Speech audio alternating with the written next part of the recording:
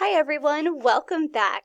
Today we're diving into Chapter 8, Relationships. How they form, how they change, and how we keep them going.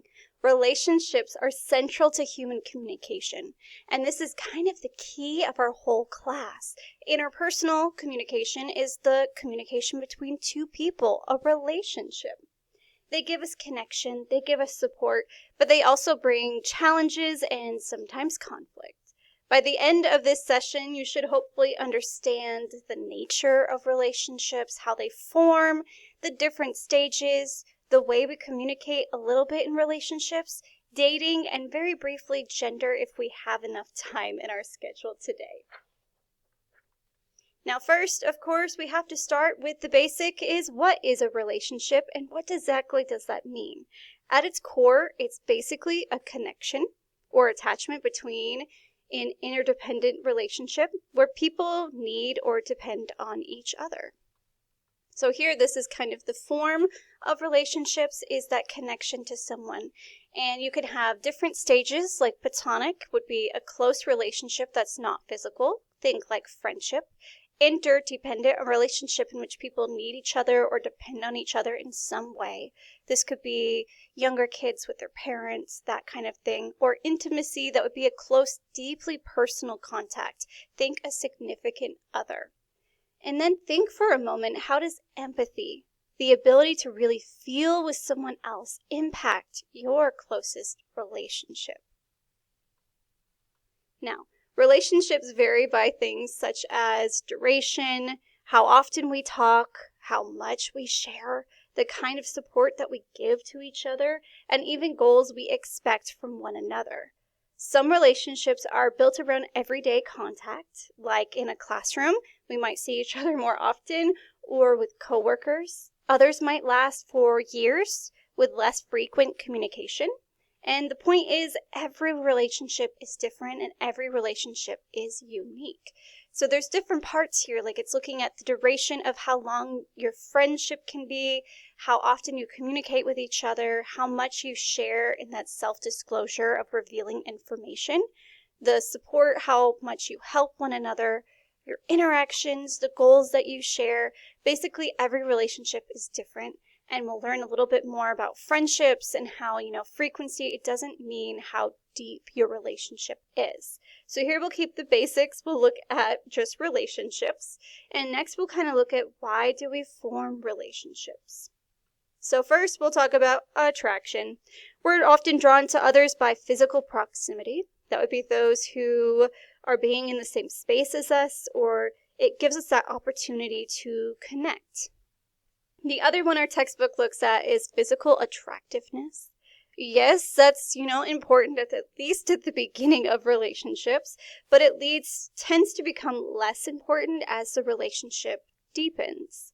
And then here, a big part is social exchange theory. So basically, your perceived gain. People form relationships with people who can offer us rewards that outweigh the costs. So you definitely have that balance. Think of this as that push and that pull.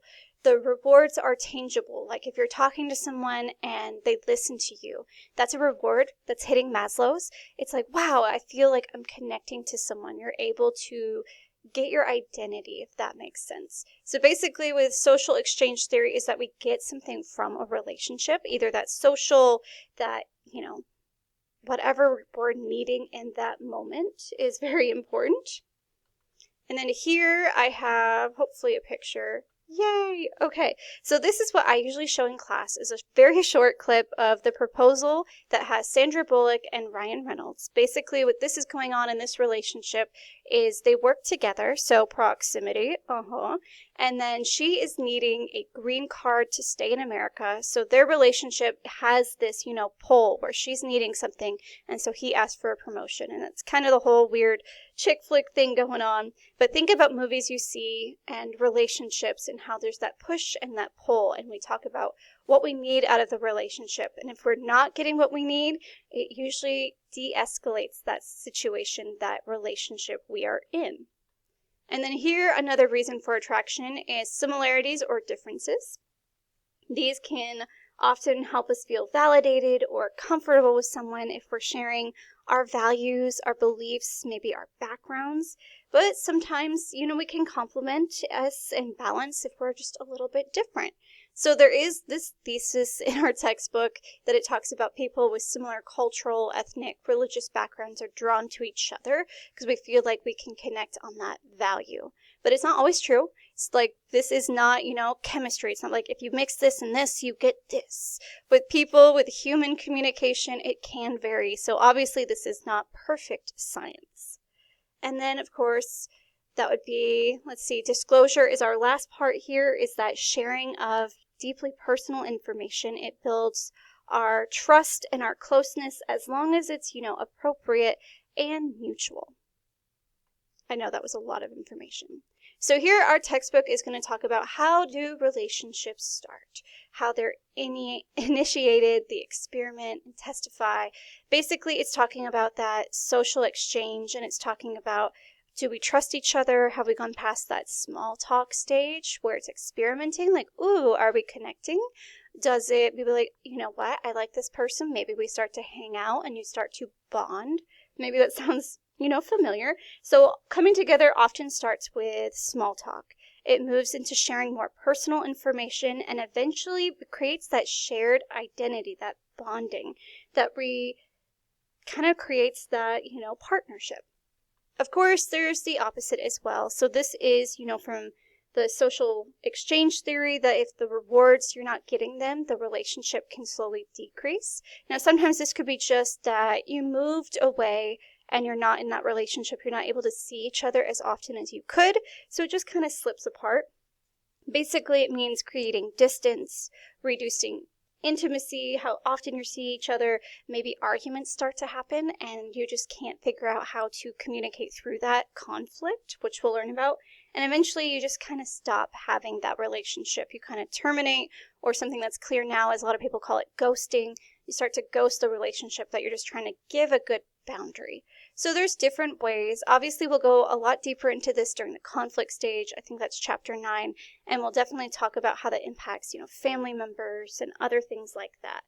Both of these processes are natural. Not every relationship lasts forever.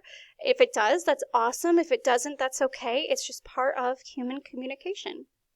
Now, if you want to maintain a relationship, our research from our authors share a few different things you can do. Is positivity, being positive about the situation, openness and sharing stuff, becoming vulnerable, that self-disclosure theory with the onion. You're talking about you're kind of opening up to different tasks here.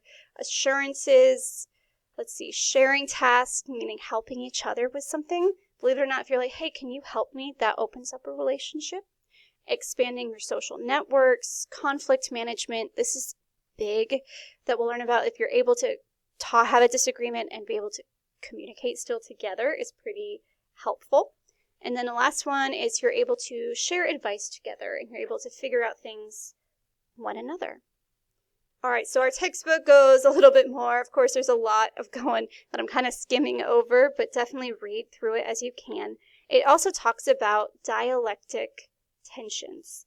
So one challenge in every relationship is that tension, those constant pushing and pulling of the situation, that reward, that cons, like, is this worth my time?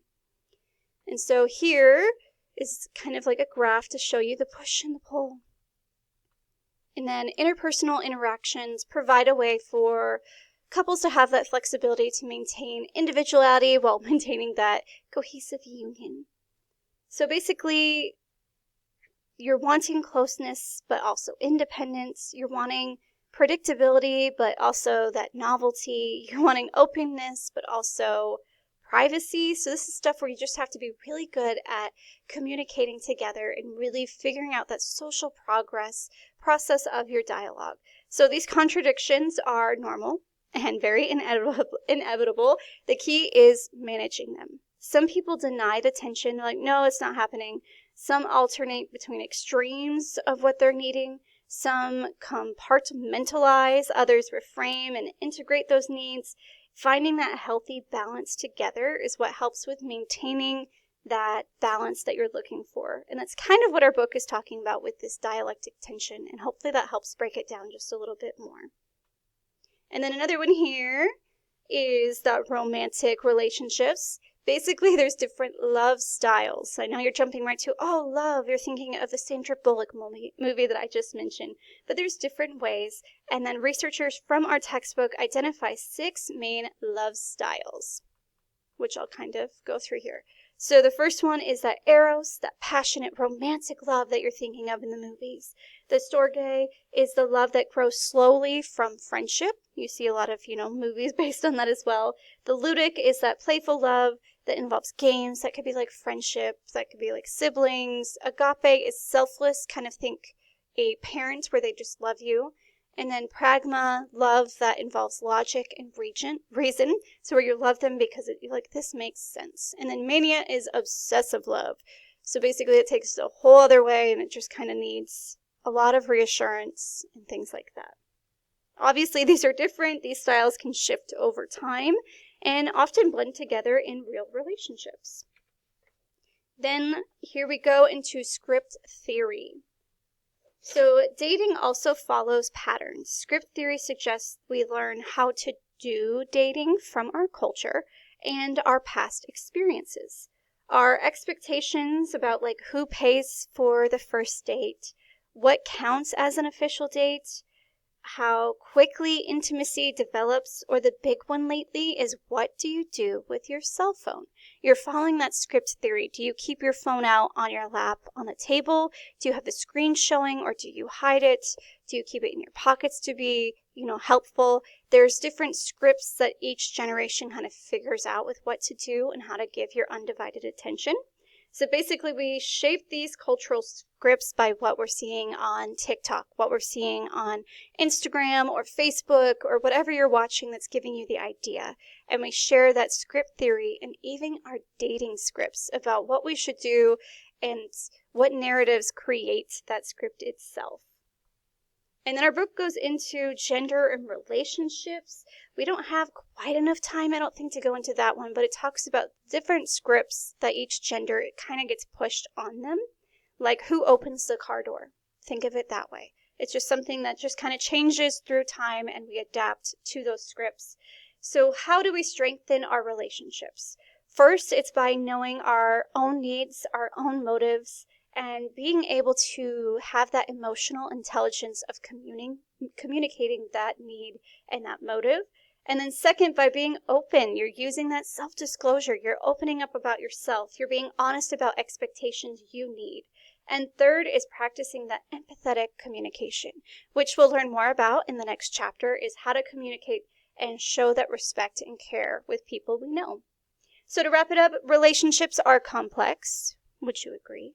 They're dynamic, they're ever-changing, they're shaped by attraction, disclosure, effort, and even tension.